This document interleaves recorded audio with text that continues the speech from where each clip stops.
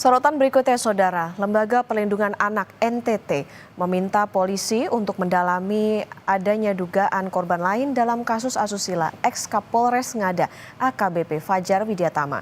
Untuk kasus hukumnya, Kompolnas sebagai pengawas akan memastikan tersangka dihukum seberat-beratnya. Ex-Kapolres Ngada AKBP Fajar Widyatama Lukman sudah ditetapkan sebagai tersangka atas kasus asusila. Fajar diduga melakukan pelecehan seksual terhadap 3 anak di bawah umur dan 1 dewasa. Lembaga Perlindungan Anak NTT meminta polisi untuk mendalami adanya dugaan korban lain dari aksi ex-Kapolres Ngada tersebut. Ketua LPA NTT, Veronica Atta, menilai korban biasanya malu untuk mengungkapkan peristiwa seperti ini, sehingga Veronica meminta kepolisian menggali lagi informasi adanya dugaan korban lain.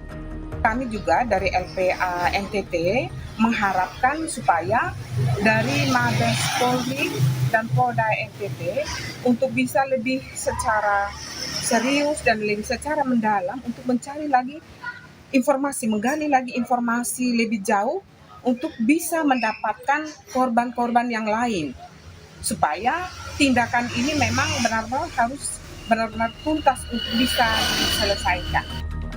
Kasus pelecehan seksual ini jadi sorotan, apalagi dilakukan oleh oknum polisi yang seharusnya memberi rasa aman. Kriminolog FISIP UI Adrianus Meliala menilai tersangka bisa diberikan hukuman yang lebih berat dari warga sipil. Ya, saya kira semua tidak keberatan ya kalau dikenakan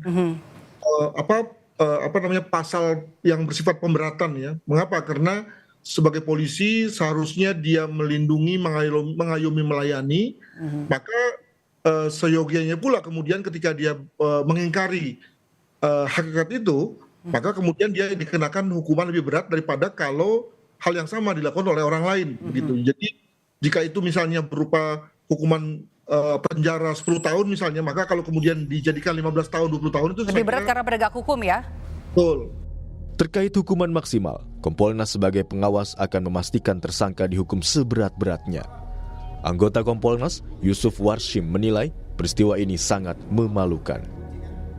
Yang penting proses ini kami pastikan bahwa ini benar-benar profesional, transparan, dan akuntabel. Ini kami sebagai pengawas, ini dulu harus kita pastikan. Baru yang kedua, ini kan peristiwa tadi sudah sangat begitu dirilis ya, tentu sangat memalukan gitu. Makanya apa yang disampaikan oleh sekelompok masyarakat di NTT itu sangat menggugah itu, bahwa ini perlu diberikan ancaman seberat-beratnya. Maksimal ya, karena kejahatannya luar biasa. Harus kita kawal, karena korbannya itu lebih berat adalah anak. Ini harus kita kawal.